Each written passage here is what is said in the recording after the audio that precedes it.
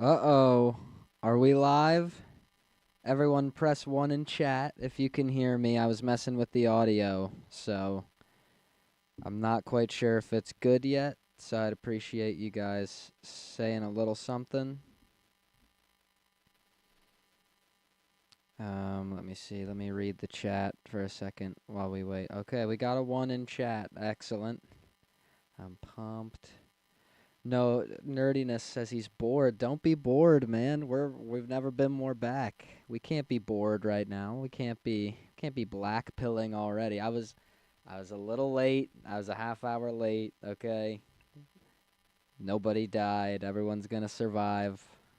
I like nuked my audio earlier. So I was kind of sweating my balls off. I was panicking, but we're here now. I'm gonna take a sip of water and then we can get started. Starting off with the strong topics. That's so true. See, people weren't ready for that. People weren't ready for that intro. We are so back. Okay. Alrighty. Well, it's good to be here, guys. It's good to be live. I feel like well, I'm gonna get into this in a second, but I feel like we don't get enough interaction together, which is why I'm starting this show, which I'm going to end up calling White Boy Wisdom, I think. So that's the tentative title. If you guys have any other banger title suggestions, feel free to let me know. I'm not entirely sold on White Boy Wisdom, uh, but I think I like it. I think it does the. I think it covers all of our bases, so I'm pretty happy with it. But so I want to get into the show and everything. I want to pretty much start off by saying, going over where I've been and everything. So as I'm sure you guys have noticed, um, after every video, I kind of tend to fall off the face of the earth on YouTube. Um, yeah, I kind of tend to disappear, and that's a lot of people are always asking me where I'm going and stuff like that. These videos that I make, they take a while, all right? They take a while. They take longer than I would prefer sometimes. I know people say it's just stick figures, and it is, but it takes a while to come up with these ideas and everything. So, I these videos take a while. I've got some in the kitchen right now, but I figured I'd start kind of a stream to fill in the gaps where I'm not really seeing you guys a lot, so I wanna be make it a regular stream. I'm thinking I'm gonna make it weekly. I'm gonna try and go over some news and stuff like that. Um, so yeah, but first, I've been busy. I haven't had time to work on videos. My personal life has been a little bit busy, so if you keep up with me on Instagram or Twitter, you're gonna know some of the stuff, but a lot has been going on. A lot has been going on at the based white boy household. So I've been having to deal with that. So if you follow me on Instagram and Twitter, I got engaged a couple months ago. So I've got wedding stuff going on. We're planning a wedding right now, and it's a little more hectic than even I thought. I'm kind of a pessimist, so I knew it was going to be pretty intense, but I was not even ready for all the legwork that it takes. And it's not like it's a rich person's expensive wedding. This is just an average Joe wedding, and it is a lot to say the least. All right. I've got a little bit of work going on as well. Before I start my actual job in late July later this month. We're doing a little manual labor. We're a little manual labor pilled. I'm working for my fiance's cousin's tent business. So we're setting up big event tents. And it is a lot of days and a lot of hours in the hot sun setting up, using a lot of big equipment to set all this stuff up. So I do enjoy it. I'm excited about one last manual labor job before I park it behind the desk. However, it is really draining, and kind of all I want to do when I get home is go to bed. So I haven't really been super motivated to make many videos. So that's kind of where I've been at. And but alas, we're back. We're streaming, and we're going off. Okay, it's time. Enough of the funny business. We don't want this funny business anymore. What we want is to go off. Okay. So, sorry, I just lost my notes here. I have this whole thing set up, and it's. Here we go. Okay. So I want to talk. That's enough about me, though. I want to talk about the future of the channel and everything, and kind of my ideas for going forward and making content and stuff like that. So we're hoping to have weekly White Boy Wisdom streams from now on. Okay. For the first couple of weeks, I don't know exactly on what days I'm going to be doing this. All right. Next week, I might do Wednesday night. I might not. It'll be later next week. Later during the work week next week is going to be the next stream, okay? Bear with us. But I plan to eventually start doing it every Wednesday because I like the alliteration. I like the White Boy Wednesday alliteration. So that's going to be the plan once my schedule kind of calms down. It's going to be a stream. Not quite as informal as this. This is the first episode, so I'm kind of just trying to update everybody. I don't have too much prepared. I promise I'll be more prepared in the weeks to come. Um, yeah, so we might also do some more fun gaming streams or something like that as time permits. I'm not exactly super married to streaming gaming content, but some people have asked for something like that, so I would not expect that to be frequent by any means. um, However, I'm willing to give it a shot, especially, for more audience interaction, for growing the channel and stuff. I'm willing to give it a shot, so, maybe we'll do some more chill streams down the road. But as far as videos go, so I do have videos in the works. It kind of feels funny to say in the works because I haven't even really started storyboarding them, I guess. But basically, I think moving forward, I'm gonna start focusing on. I've got a content stream kind of picked out, so I think going forward, I'm gonna start doing these videos called these 10-minute red pill videos, okay? And what they're going to be and what I'm going to be focusing on is pretty much easily digestible videos on kind of more esoteric topics that don't really have a lot of that are not very easy access, I guess you could say. So things like Talmudic Judaism and stuff like that, when you're talking to your normie friends and if you're trying to red pill them, they're not going to watch, Europa the Last Battle. They're not going to want to listen to 8 total hours of Stone Choir podcast episodes on the Jews. Nobody really is interested in doing that sort of thing. But I think there's a market for a really easily digestible type video that kind of covers those topics.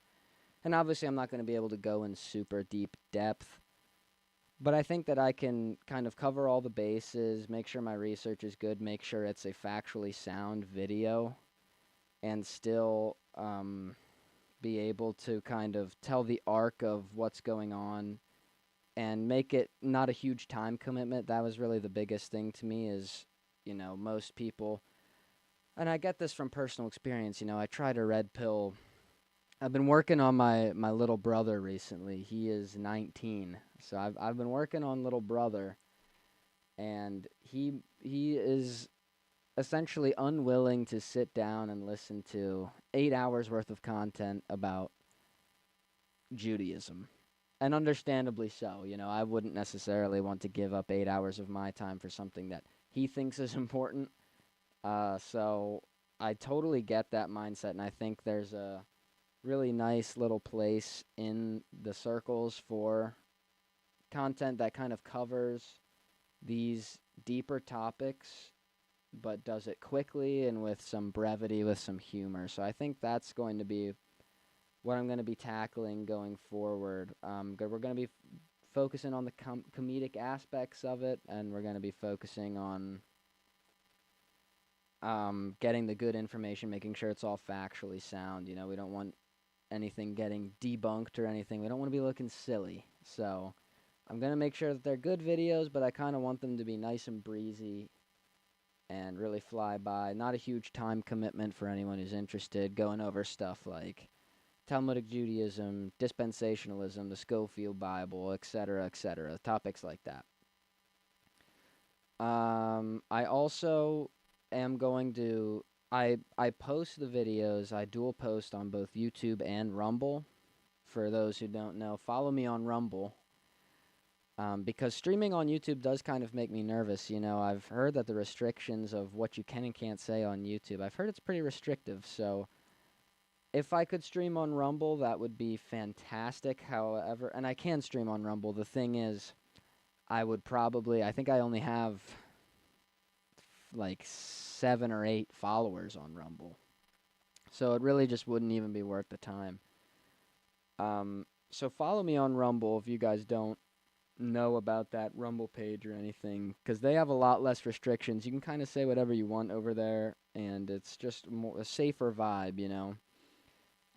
I know the YouTube channel isn't huge, but it has grown and gotten a decent amount of views in the short time that I've had it, so I kind of don't want to jeopardize it by having my own version of a PewDiePie bridge incident if anything like that were to occur, God forbid. So I would really like to avoid stuff like that.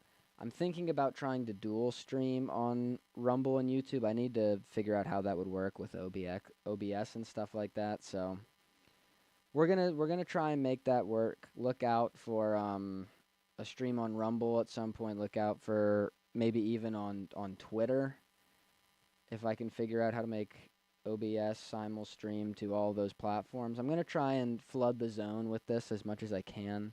I'm also going to be posting the audio on podcasting platforms. Any podcasting app you have, I'm going to try and get it up there as well. The goal is to kind of make this stream a weekly, you know, kind of actually a show, not just this kind of informal stream thing where I'm kind of just going over some cliff notes about the channel and stuff like that. So, and we're going to have fun streams too. I think I do want to do streams like that where it's kind of just me talking to you guys.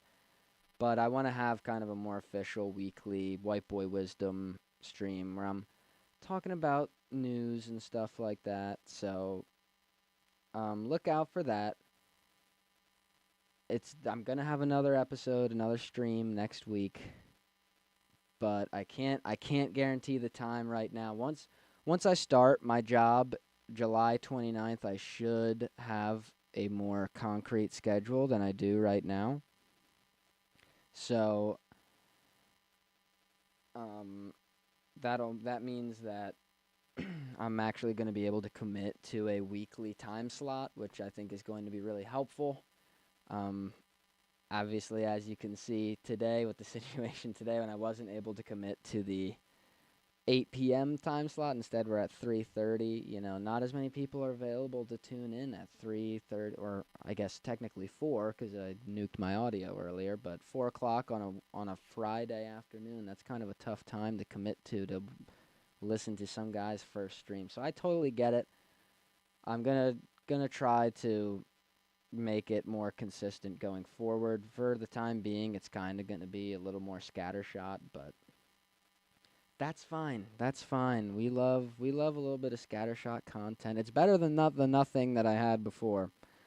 So, um, so yeah. So that's pretty much the channel updates and everything. Nothing too huge, nothing too crazy. You're going to be getting more content, which I'm excited about. So I'm excited to be giving you guys a little bit more. I'm excited to be working on some more of my actual videos. I've been happy with how those have been performing. I think the last one got like 2,500 views. The gender war one, that one is pushing 5,000 views at this point. So my last couple of videos, I don't know if I upped the quality or if I just did something to finally catch the algorithm, but YouTube is liking what it's seeing, I guess, in the recent videos. So I'm gonna try and keep on emulating that success. Um, but I don't, YouTube is a volatile thing. 3 videos ago, I got the most views I ever did. Then I did that WBNN one, which got almost nothing, which is understandable 'cause it's kind of like this, where I'm just rambling and not super coherent. So I think I need to do better on planning these things out, which is fine. I'm willing to do that.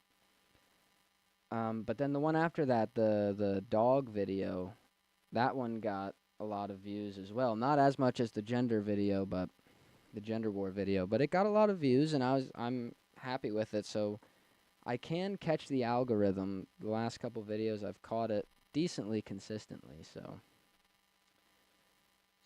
I'm gonna read some chat real quick. Now it doesn't seem like we've got too much, but I'm gonna read some chat, and then I'm gonna go over. I want to talk about Trump and Project 2025 for a little bit.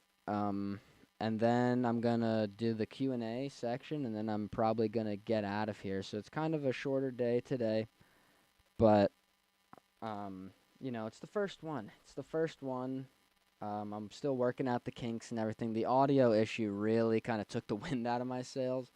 I was really hyped to get into everything, and then an audio driver ended up just getting deleted just because I wanted to eliminate. I'm sorry if there's a little bit of buzzing in the audio. Trying to fix it. I'll get it. I'll get the kinks worked out eventually, but for right now, I just want to have all the drivers installed. You guys can actually hear me. So I know the audio is a little scuffed. You don't have to tell me. I know it's a little scuffed.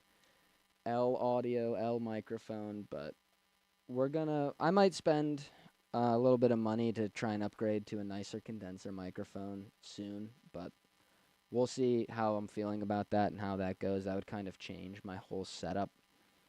So I'm not married to that idea, but so I'm gonna read chat in a second here. Let me put on some headphones and stuff. And I'm gonna read chat, and then I'm gonna talk about Trump and Project 2025, and then I'm gonna go over the Q&A, and I'm gonna take off. Okay. Little bit of a shorter day today. I don't even know if I'm gonna post this on the podcast platforms, because I feel like there's really no point at all. Because this is kind of a more rambly stream, but it is what it is. So yeah, let's see what you guys are saying in the chat right now. Hey man, did it get moved back from 3:30? Yes, it did. Sorry about that. But it is what it is. Where the boys are getting over it. Yep. Sorry you were bored earlier. Starting off with strong topics. How old am I? I'm 22. I'll be 23 in September. So I'm older than people think I am. I think I have a young, kind of squeaky voice. But yeah, I'm 22. I'm almost 23. I feel old. I really feel old recently. 3:30 is a sus number. I guess so. Apparently it is. Will you be uploading to YouTube Music, Mr. White Boy, sir? Is that like for the audio for podcasts? I'll look into that. I don't really know how many people use that, but I guess you do. Eshketi, one of my number one fans. So I'll definitely look into that. What's Schofield Bible? Okay, so the Cliff Notes. This is the reason I want to make a 10-minute video about this is because, sorry, I bumped the mic. The reason I want to make a 10-minute video about this is because it is kind of a long story, but the Schofield Bible pretty much created the modern idea of Judeo-Christianity. Essentially, the Schofield Bible was a kind of a study Bible in the late 19th century that had a lot of footnotes that alluded to and kind of it was the first time that a lot of prophecy was interpreted as referring to modern Jews and the modern state of Israel in Revelation. And so it kind of created the dispensationalist movement that we see today. It was kind of the intellectual father of these ideas.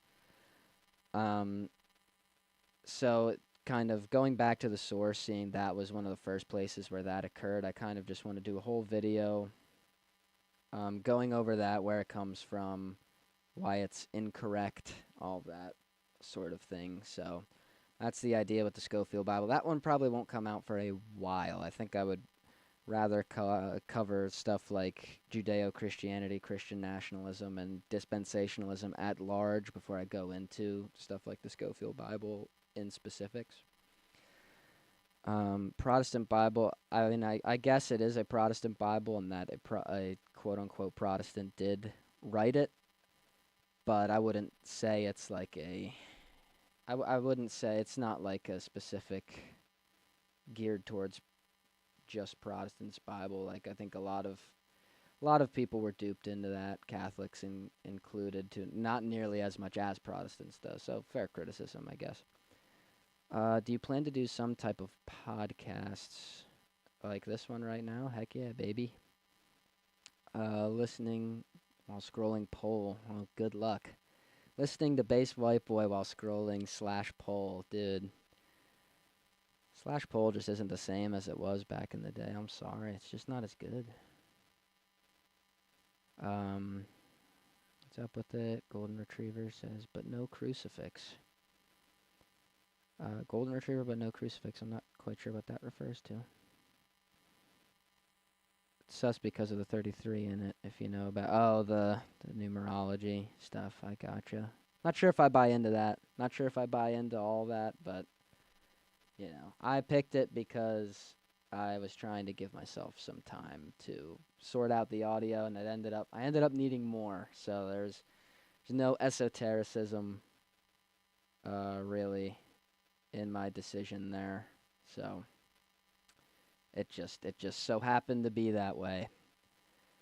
Um, any collabs with other YouTubers? I don't have anything planned. I would like to do some collabs with some other people in the future because that's obviously how you grow.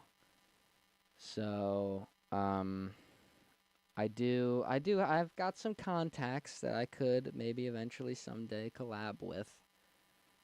Um, and I would be interested in doing that. It's kind of the the thing for me is then I get put on like a time schedule crunch where I don't want to make people wait around forever while I autistically work on a video for days or weeks. So, but I gotta eventually start doing that if I want to grow the channel. So I don't have anything planned right now. Like you're not gonna see any podcast appearances or anything.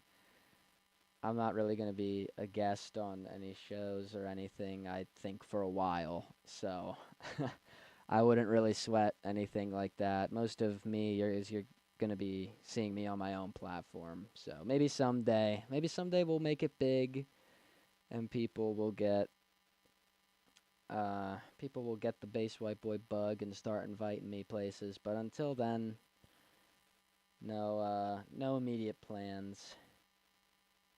Um, Modern Jews aren't the actual Jews. Yep, yep.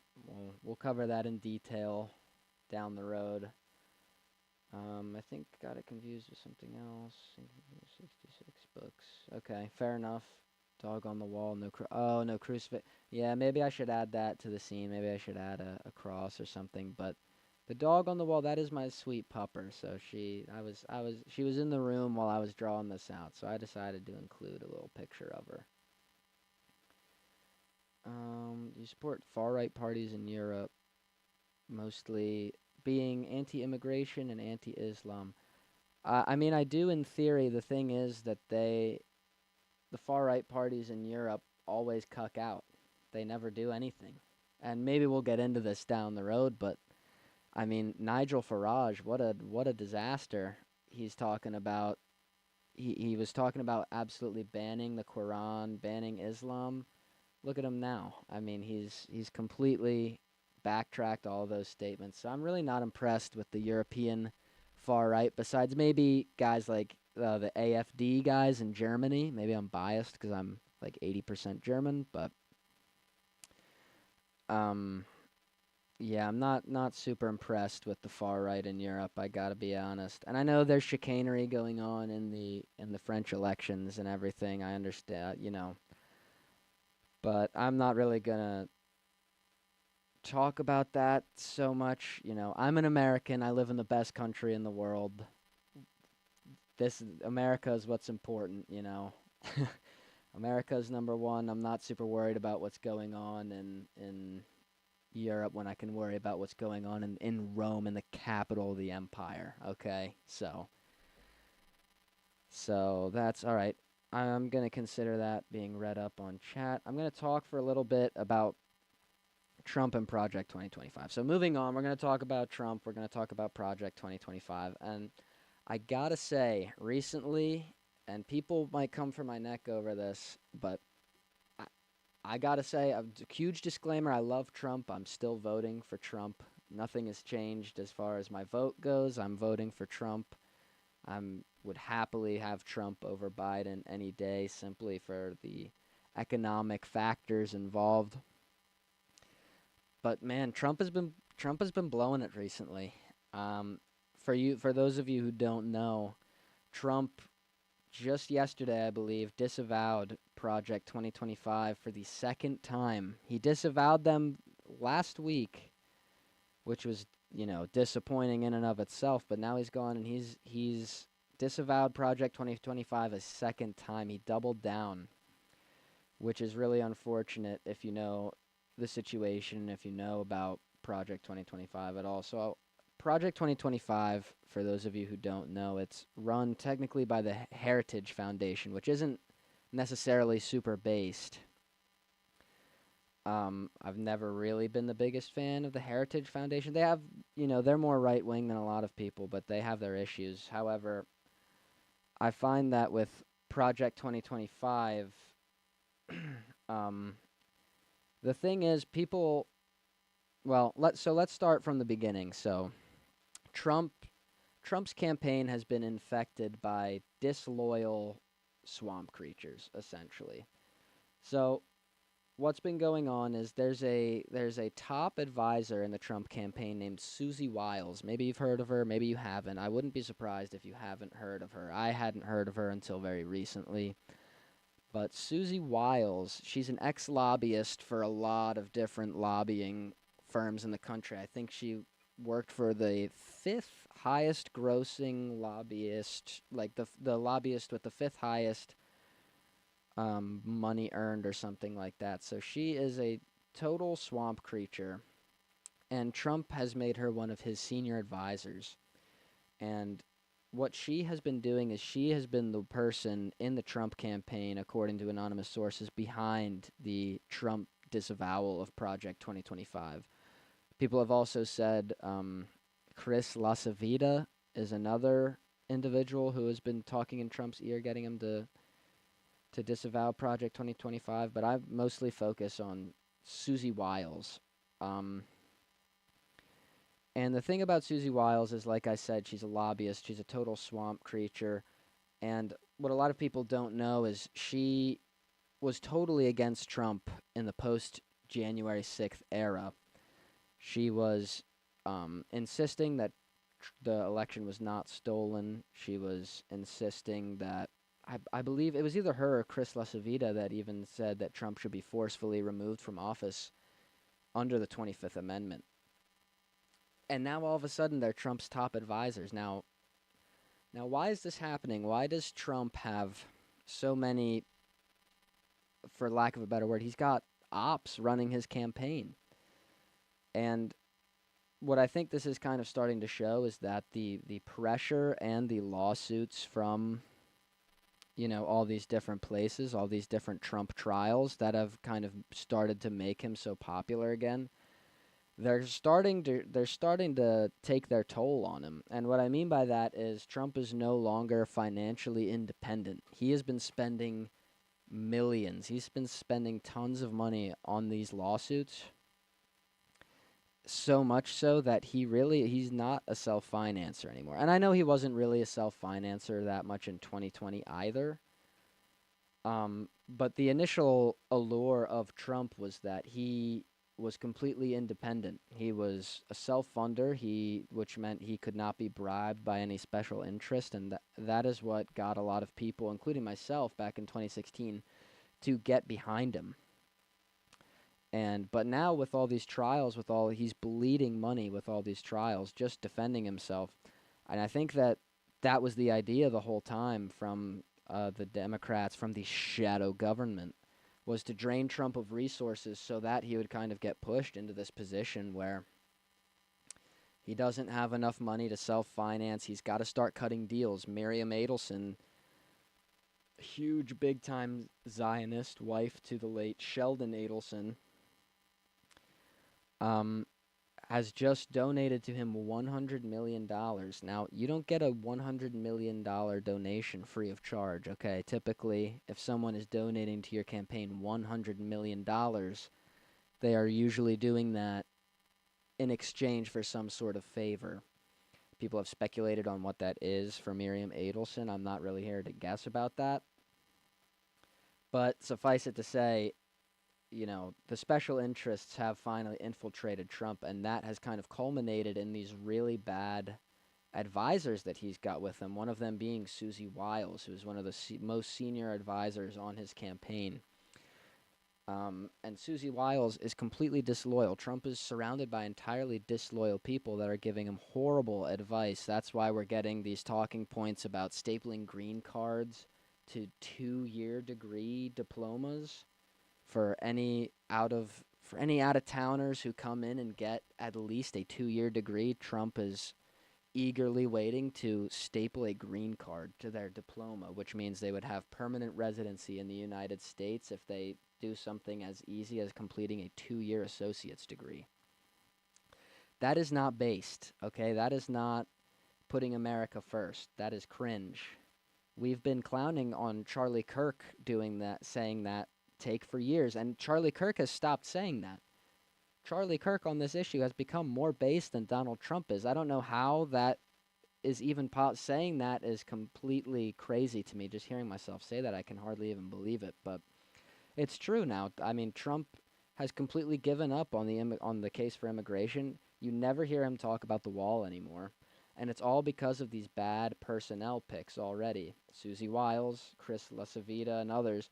And what makes that more infuriating is that that was the story of the original Trump administration. Was the personnel picks were disastrous until 2020, until the last year of the administration when we finally got some stuff done.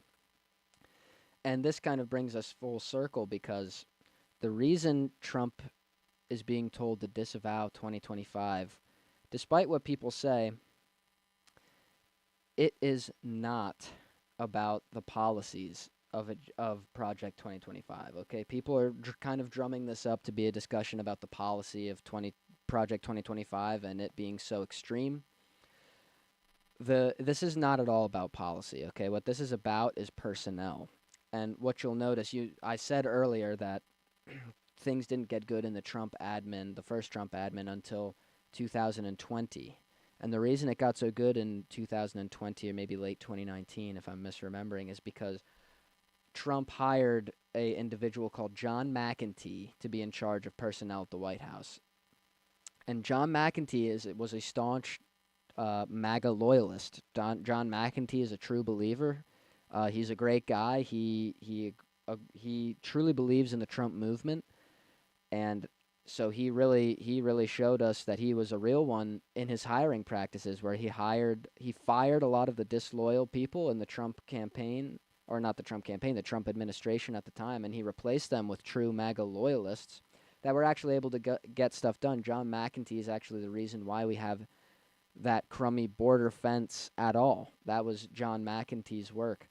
John McEntee is the reason why we were able to put decent restrictions on immigration during the COVID pandemic, was because of this guy, John McEntee. And he is a senior advisor on Project 2025. He's in charge of specifically the personnel dossier, or the personnel list. He's got an entire list of people who he wants to see hired as soon as the next Trump administration gets started with the presidential transition team. And so the case that I'm making right now is that this is the reason why Trump is being told to disavow Project 2025. It is not because Project 2025 is extreme in its rhetoric or anything. It's really not. That doesn't mean I don't like Project 2025's vision.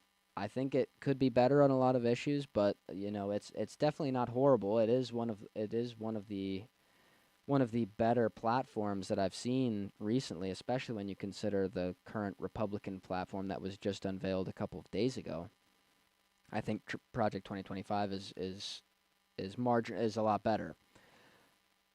But it's not about the policy. The reason that Trump is being told to disavow them is because the swamp understands that if Trump does end up getting in bed with Project 2025, it's not the policy that's going to be making problems, it's going to be the personnel that is enacting this policy. They're not worried about empty words and empty promises. Those get broken all the time, but what they are worried about is true believers like John McEntee getting as much power as he did in 2020 once again and hiring actual loyalists. They're worried about John McEntee controlling the hiring for the entire 4 years of the administration. And that makes perfect sense if you understand how politics works at all. I believe it was John Doyle John Doyle is the first person who I've heard say this, but politics is about rewarding your friends and punishing your enemies. It's entirely about people.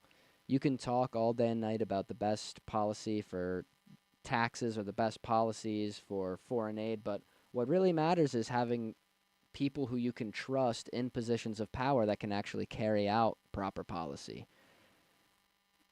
Words in a document can be changed, they can be not enforced. You could have the best laws in the books, but if you have crappy personnel who don't enforce it, it doesn't matter.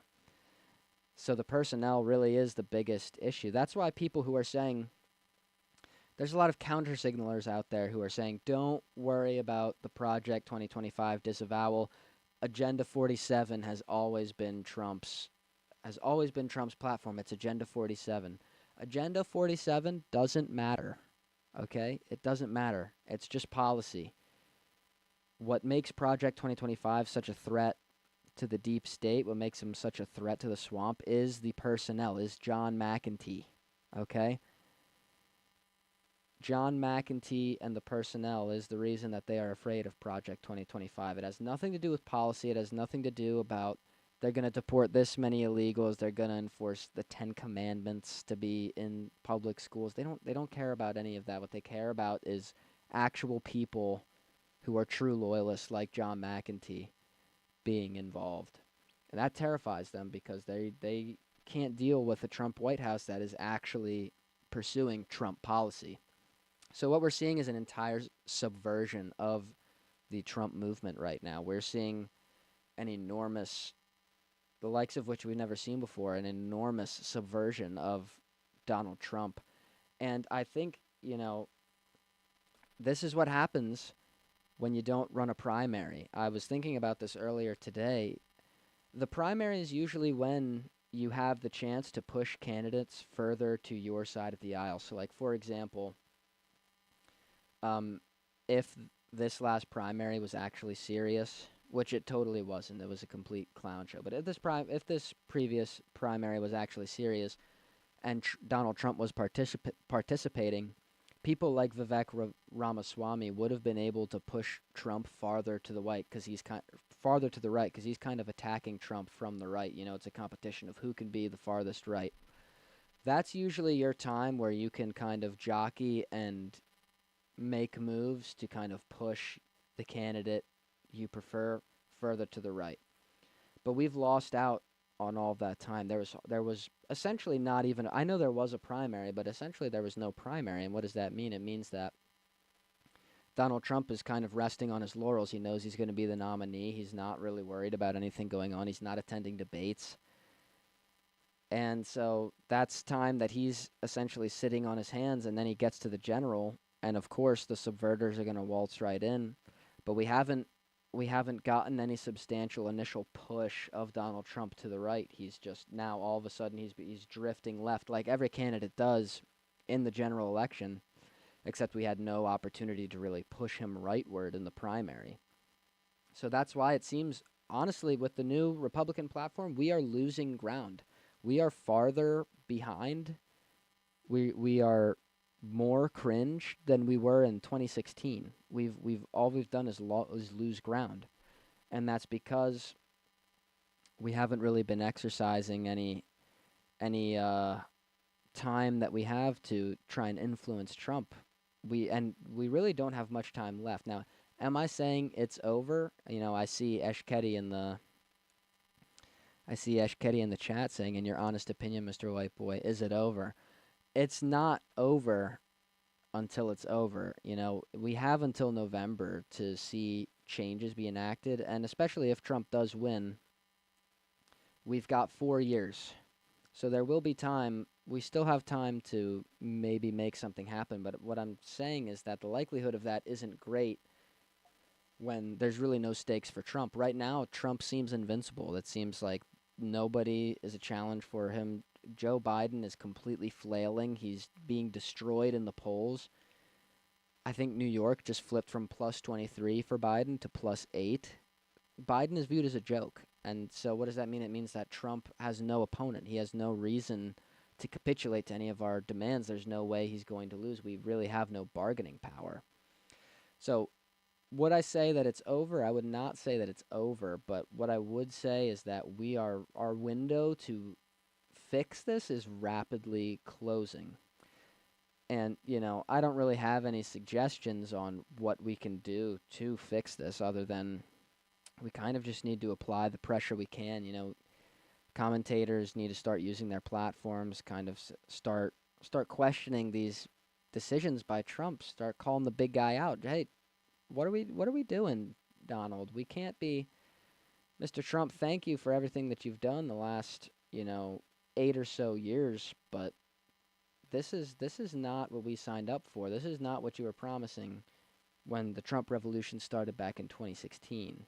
This is not the same campaign. These are not the same platforms, not the same policies.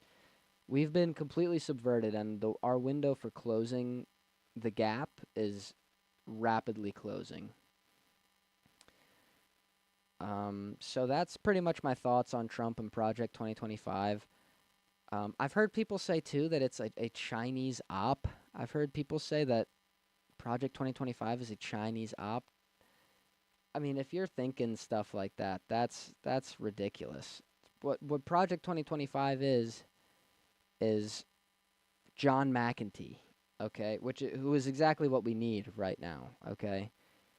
Project 2025 is all of the Trump loyalists, the people who are actually loyal to Trump, saying, "Hey, I think we should probably be the personnel in the next." I think people who actually like Trump should be staffing Trump's White House, which only makes sense. But of course, the swamp creatures who have Trump's ear right now, that's the last thing they want to hear. If they want to actually succeed and actualize their subversion, they got to keep all the loyalists like McEntee out, and that seems to be what they're doing quite successfully right now.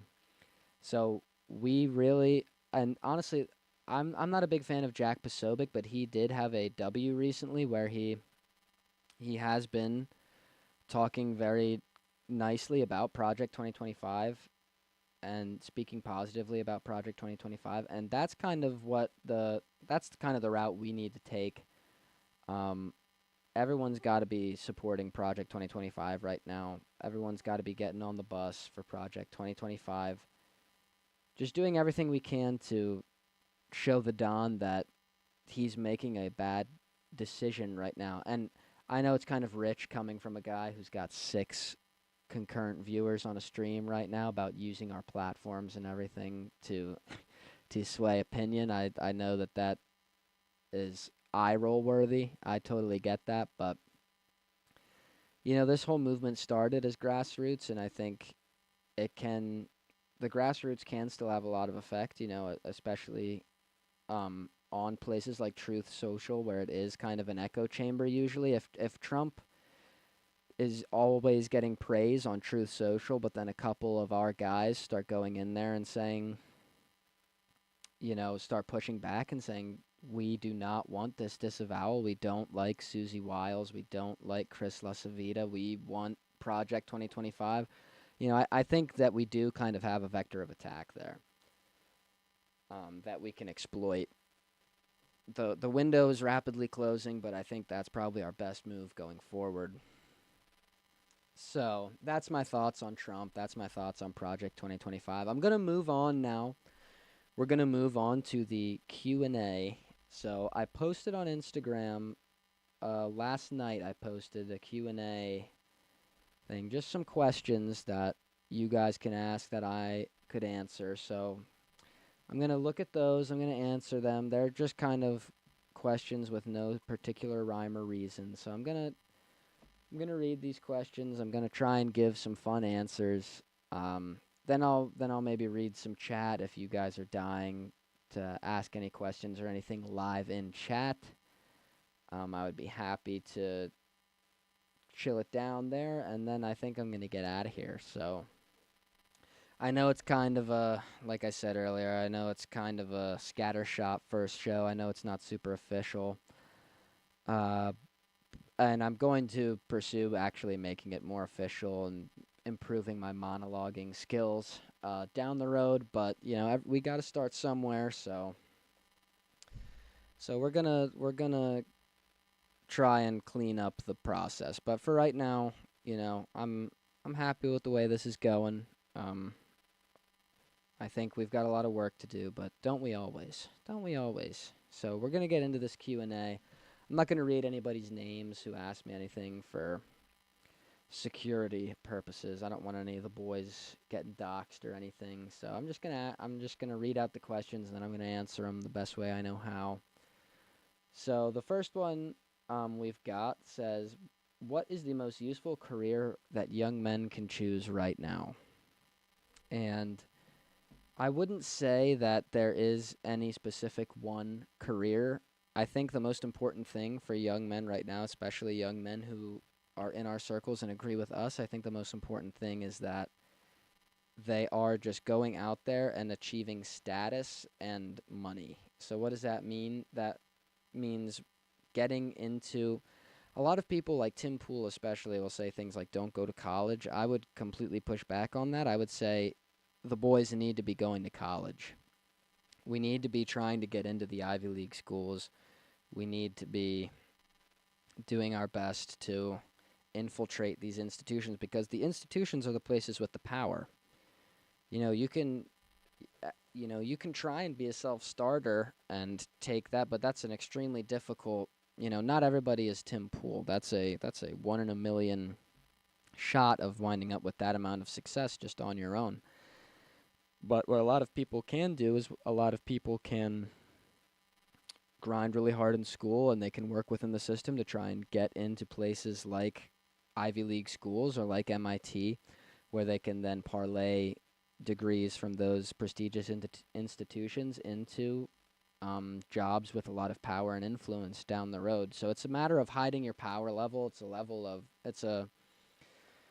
level of playing the long game. So I don't think there's a specific job. I think we need uh, guys of all stripes these days. I think we need people who are, engineers, doctors, lawyers. We need politicians, obviously. We need guys getting closer to the levers of power. So it's not so much about what you do, it's about what kind of guy you are. We need guys who are savvy, who know how to work within the system, who know how to acquire resources that we can use down the line. So if I were to give any advice to my viewers or anything, I would say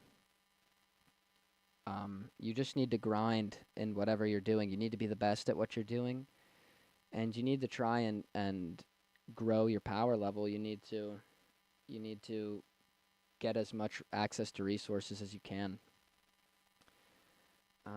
The next question. Oh, okay. I am not reading that. And Base White Boy condemns all violence, all political violence. Base White Boy condemns. Absolutely.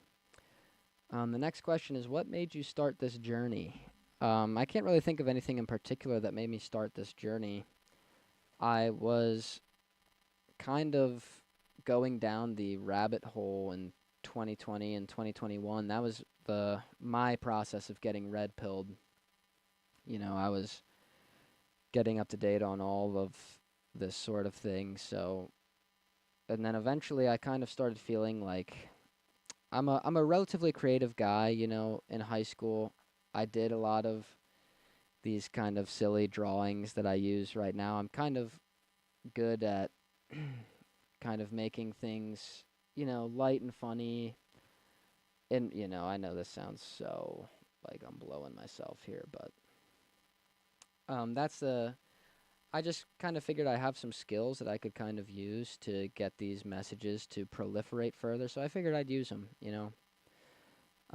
We'll see where it goes. I doubt that I'll ever reach super high levels of success with it, but you never really do know. I'm going to try and hone my craft. I'm going to try to get good at this sort of thing, try and get better at making videos and streaming and stuff, and we'll see where it takes us.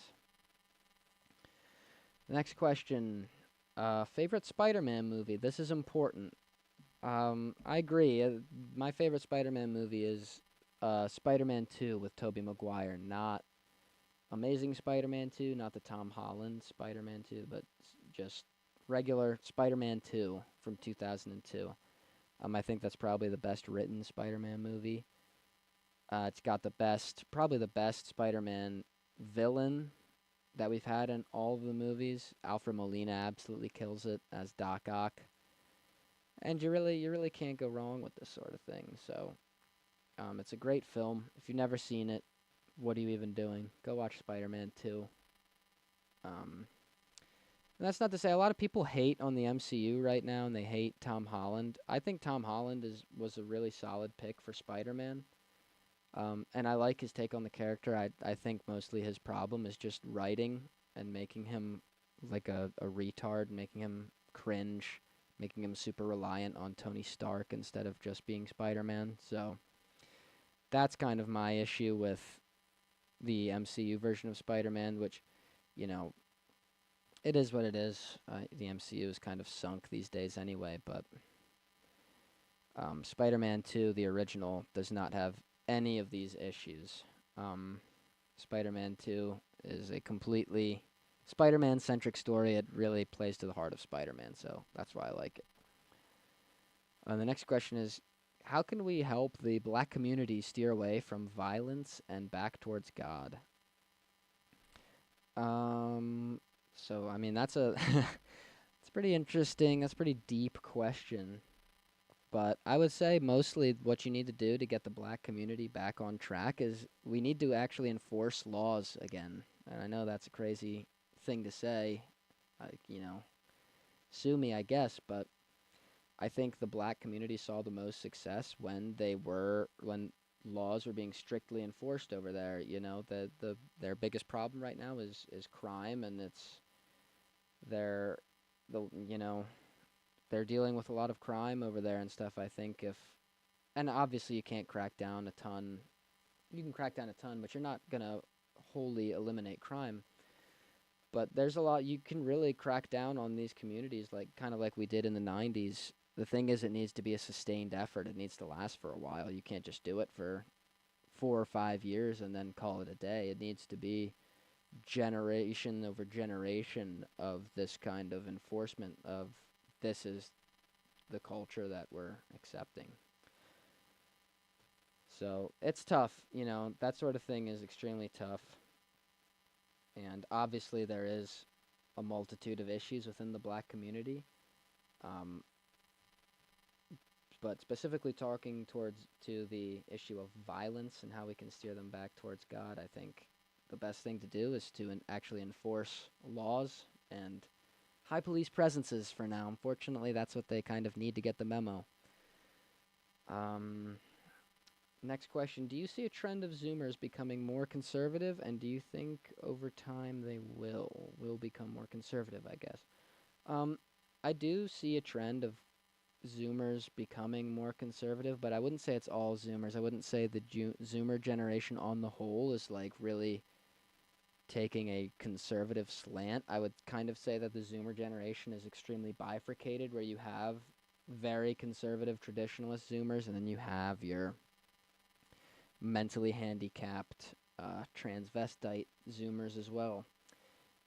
So for every based Zoomer, there's a gay Zoomer. You know what I mean? That's not exactly like the whole generation is taking the Jesus pill, unfortunately. But I do like what I'm seeing. It seems like the actual based Zoomers kind of have everything more in order than the gay Zoomers, which I mean is obvious if you stop and think for a second that they would have their lives more in order and be more effective in a political landscape. Let's see. Who should Trump pick as VP and why? Um, who I can tell you who Trump should not pick, and that would be pretty much anybody who's in the running right now. Um, J.D. Vance was a never Trumper who loved Obama, so that immediately disqualified. He's got an Indian wife. Just completely you call yourself a nationalist, but you've got an Indian wife. Make that make sense. Doug Burgum, huge Israel shill. Can't be Doug Burgum. Tim Scott. Tim Scott, that one speaks for itself. It's just the most emasculine, stupid guy. The Tim Scott one, that we want to be commanding fear from our enemies. We can't be having Tim Scott waddling in. My top choice, and Rubio, of course, too. We don't want Rubio either. So we would not like to see Rubio be anywhere near the levers of power. And I thought that we had seen the last of him in executive level politics, but I guess not recently with the talks coming out that people are saying it might be Marco Rubio. I would really advise against that pick. Who I would probably like to see, who I think is plausible, would be Vivek Ramaswamy. I'm not super in love with the idea of Vivek being the VP. However, I think he's probably the best choice with what we've gotten. I think he's the most likely of the slate to actually be loyal if we find ourselves in a January 6th situation once again where Pence failed. I think Vivek is more likely to succeed. But it's hard to trust people who, like Vivek Ramaswamy, it's hard to trust that they've got our best interests in mind, when they come from such far-flung places like India. It is hard. He's a Hindu. He's not a Christian. So he's got his problems for sure. But I think he's probably the best option Trump has at the moment. Favorite video game, Mr. White Boy. I don't know if I have a favorite video game right off the bat. I think probably if I were to choose, my favorite video game of all time would be between Minecraft or one of the original Halos, between Halo CE and Halo Reach. One of those games. Big Halo guy, big Minecraft guy. I haven't played either recently. Halo Infinite has been a complete disaster. And Minecraft, I just haven't really had the time to play. Minecraft is kind of a big investment. Maybe at some point on a stream, we'll do a Minecraft stream. I think that could be fun. But the game I'm probably playing the most recently is I'm playing this Pokemon game called Poke MMO. I know, this sounds so gay. All right, but relax. Trust the plan. I'm playing this game, Pokemon MMO. I've loved Pokemon since my fondest memories are when I got my Game Boy Advanced SP, the one that flips up. I got that when I was like 6 years old. I got Pokemon Leaf Green version, and all my friends in the neighborhood had Pokemon as well, so we would all battle with the link cables and stuff. And those were great times. W's in chat if you were playing Pokemon on the Game Boy circa 2007, 2008. Those were the days. But I found this emulator, this game online, Poke MMO, and it's an MMO that spans all of the first 5 regions of Pokemon, so Kanto through Unova. And it's a great time. It's the game everyone's been asking for so long as far as Pokemon goes, where it's just one combined Pokemon game with everything. And it's a lot of fun. My younger siblings mainly are the ones who play it, so I play to show them how the real OGs do it. and I'm having a great time. So maybe I'll stream that at some point as well. I might need to change my username though. Might need to change my username, but maybe I'll stream that. I'd stream Minecraft. I like Stellaris as well. I was horribly addicted to Stellaris my junior year of college. Me and my roommate would play that until 3 a.m. I would have dreams of Stellaris. It was completely absurd. So I could see myself playing some Stellaris. The thing is, games like that and like Call of War take a long time to kind of progress. I feel like it would kind of make for a boring stream. But I don't know if you guys want to see stuff like that, then I would be down. Can't say it would be consistent or regular, but every once in a while I could pop in, do a little gaming stream. White boy do a little gaming. White boys have been known to do a little gaming from time to time. The next question is just Catholic question mark. So I'm guessing they're asking if I'm Roman Catholic. I am not Roman Catholic. I know that's a big disappointment to a lot of my followers. No, I'm a magisterial Protestant is probably how I would uh, describe myself.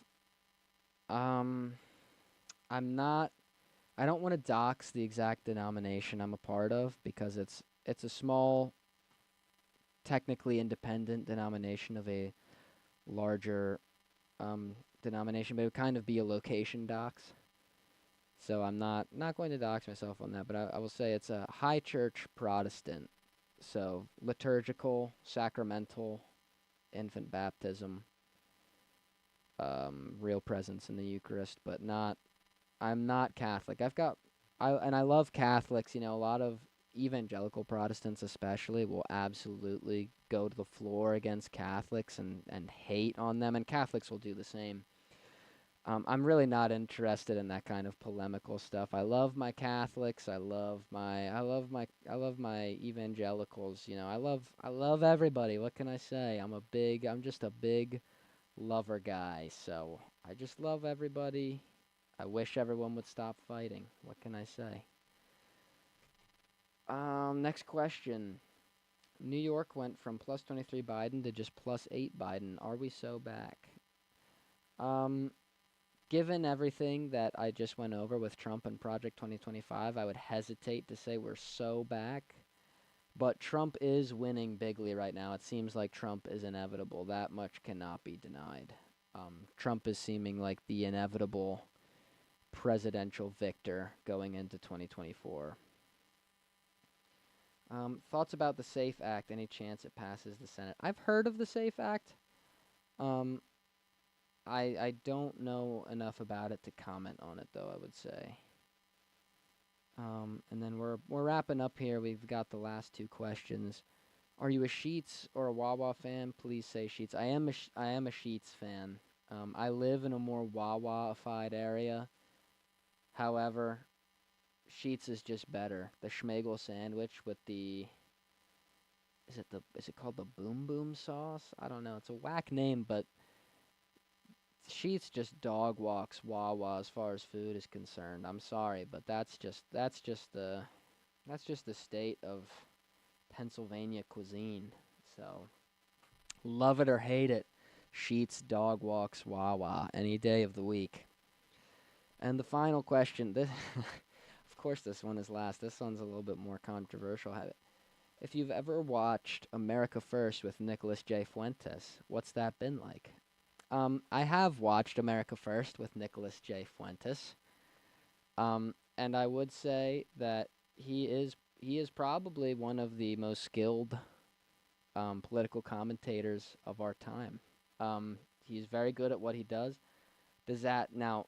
I'm friends with a lot of guys who consider or who are enemies of Nicholas J. Fuentes. I would say. I've got friends who don't exactly get along with him. So you know, I think Nick Fuentes is really good at what he does, and I do respect him a lot in the space. I do think he has his issues. He's very quick to burn bridges, of course. But it is what it is. So, but I'm not much of a burning bridges guy. I'm not gonna talk any trash on the guy or anything like that. He's never done anything to me to upset me in any way. Um, but I think there are valid reasons that a lot of people on the right have gotten upset with him and have feuded with him and stuff. So, but I try to stay out of the right wing e drama. I really don't care for the what right wing e drama. I find it tiresome. Um, and I'm not all that interested in it. So I think Nick Fuentes is a great commentator. We have our disagreements. Like I said before, I'm not Catholic. I would much prefer America to reclaim its roots as a magisterial Protestant nation. And I'll probably go into those kind of takes more in the future someday.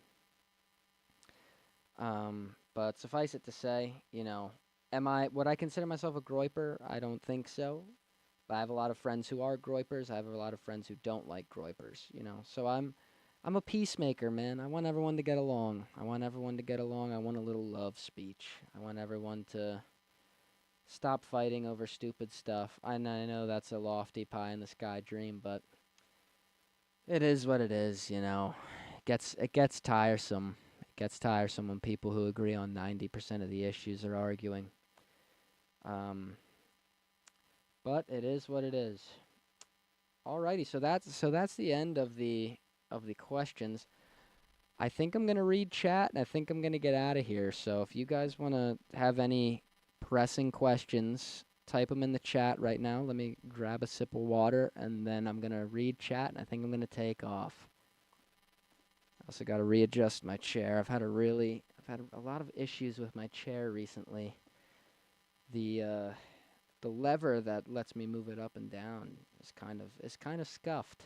So I'm not loving it. Okay, so let's read this chat here again. If you have any burning questions, type it in chat. I'll probably get to it. Da, da, da, da, da. I'm trying to find where I was.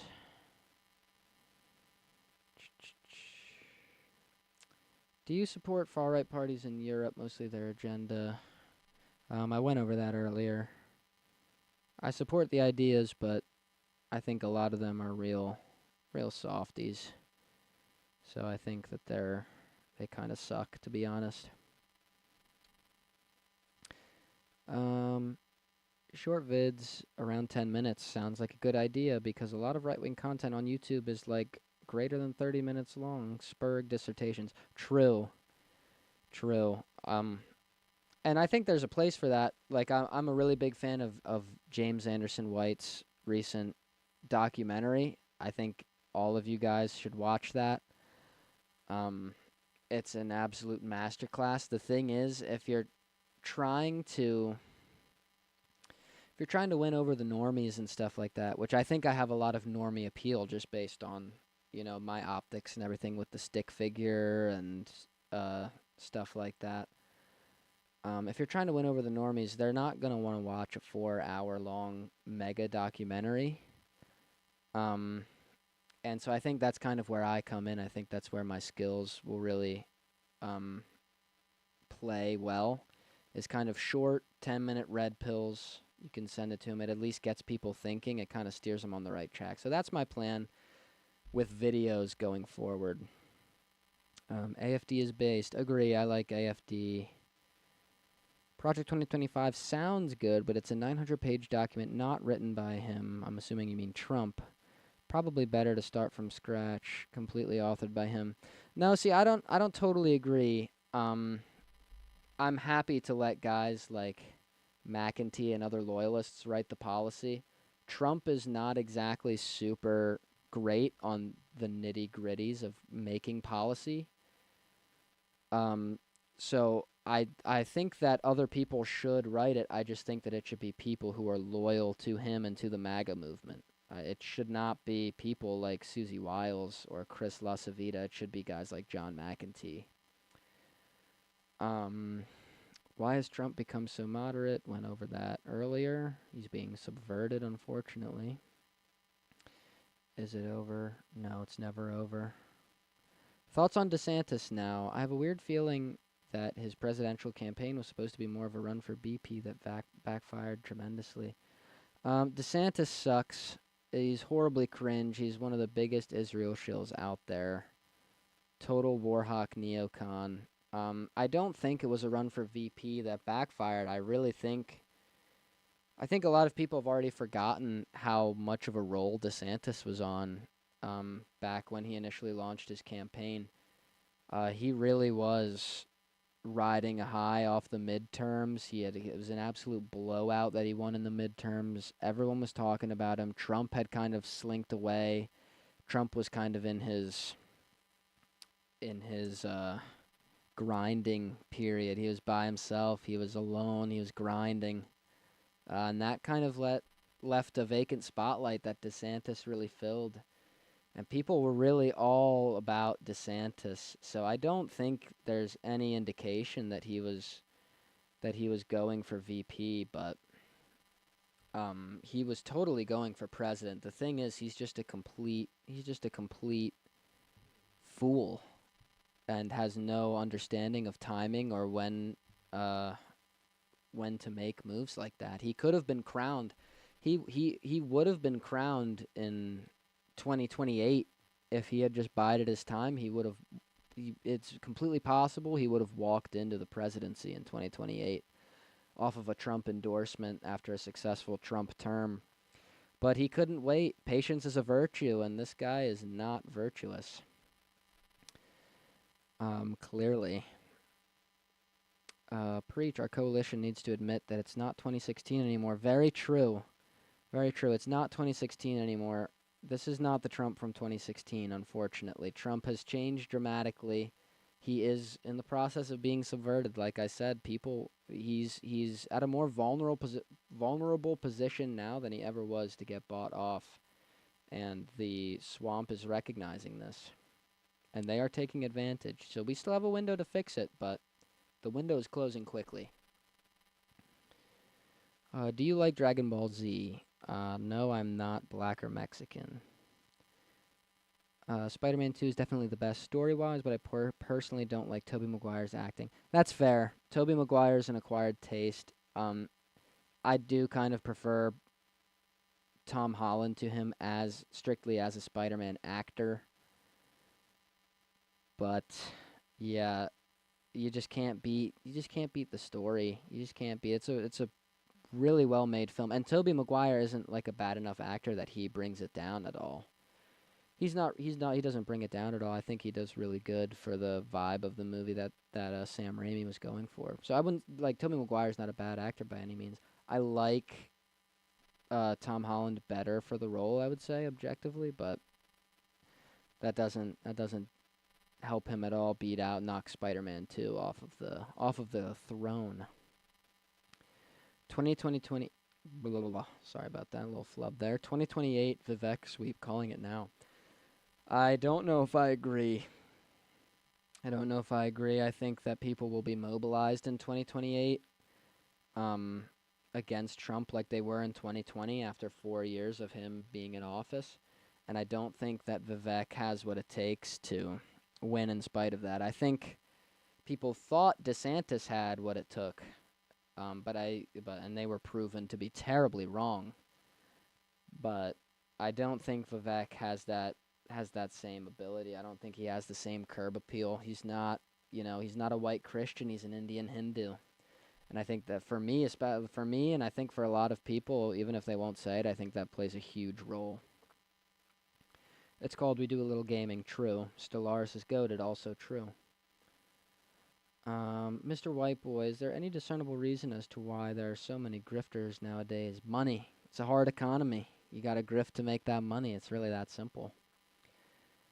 Thoughts on Redeemed Zoomer and the Reconquista? Yeah, a lot of people. Redeemed Zoomer gets a lot of hate, and I think unjustifiably so.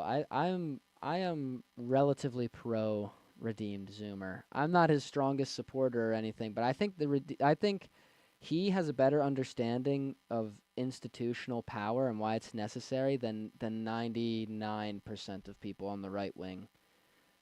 He's actually a smart guy who understands that institutions wield power, and that if we want Christianity to be a cultural force in America, we need strong Christian institutions.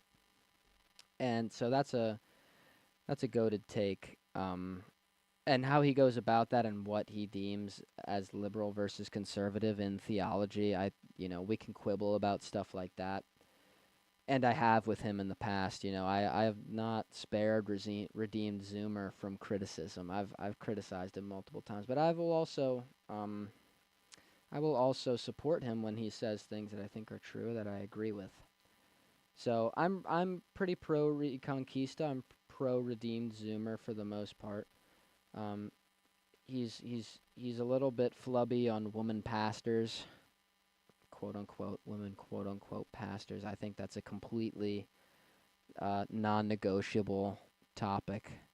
I think that it's an impossibility. So I don't like how soft he is on that and similar issues. But I think the overall idea of Reconquista is a complete W, and I think it's entirely necessary. So I would say I'm pro Reconquista. I'm pro redeemed Zoomer.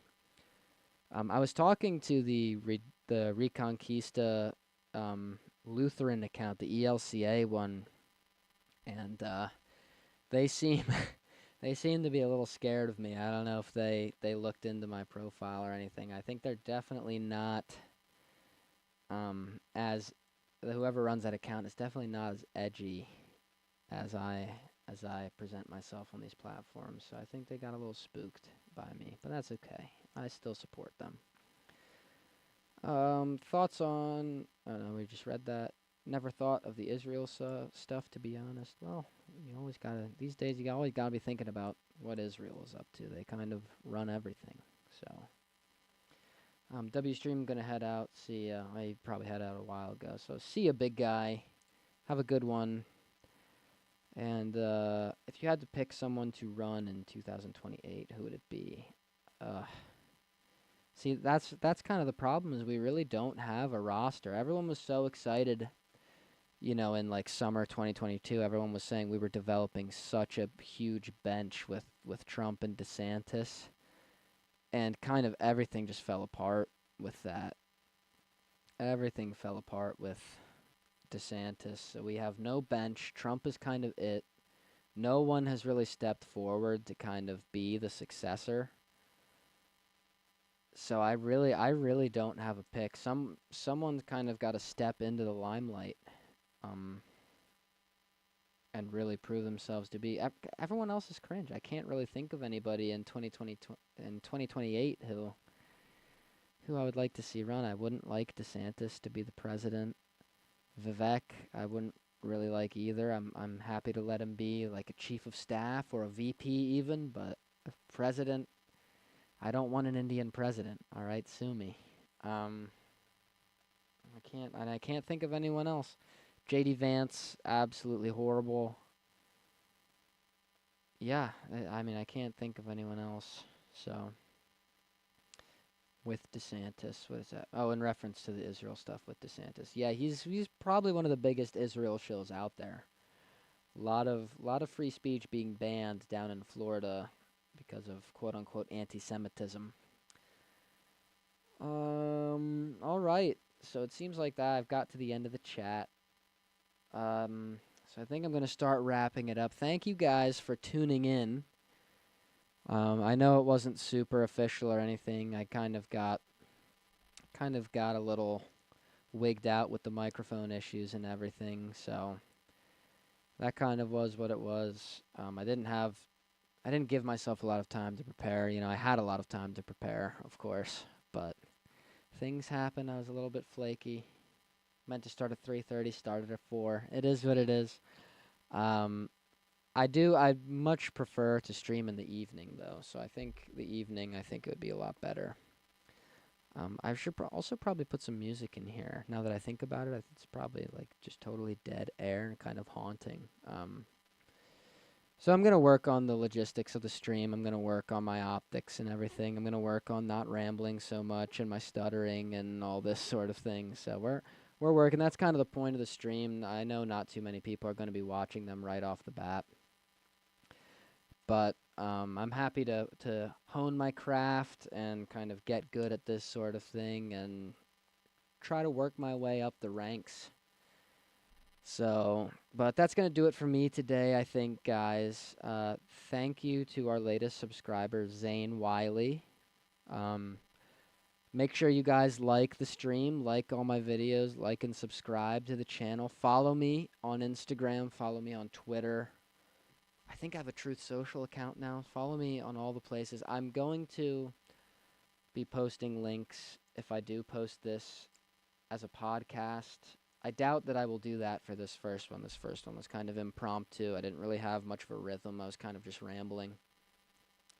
So as I develop more of a rhythm, I'm going to start posting these on all the podcast platforms and everything.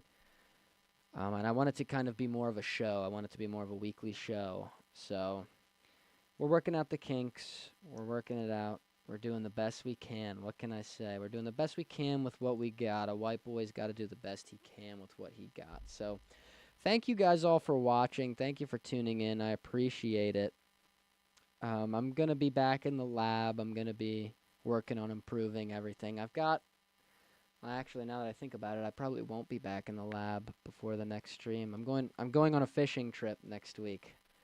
We're going on a big fishing trip. I don't know if you guys follow me on Twitter, but I was tweeting about it a little bit the other day. There's nothing like planning for an upcoming fishing trip. I've been autistically studying all of the fishing reports, and I do intend on wrangling in a Mondo hog. So I'll keep you guys updated, but uh, next stream will probably be late next week, Thursday or Friday. Maybe Wednesday. Maybe it'll be a White Boy Wednesday. But I cannot guarantee this. I've got plans in the early evening, so it'd probably be pretty late if it was Wednesday. I'll keep you guys updated. Um, but yeah, thank you all for tuning in. I'm Based White Boy. This has been White Boy Wisdom. Thank you guys for watching. Keep it real, and I'll catch you in the next one.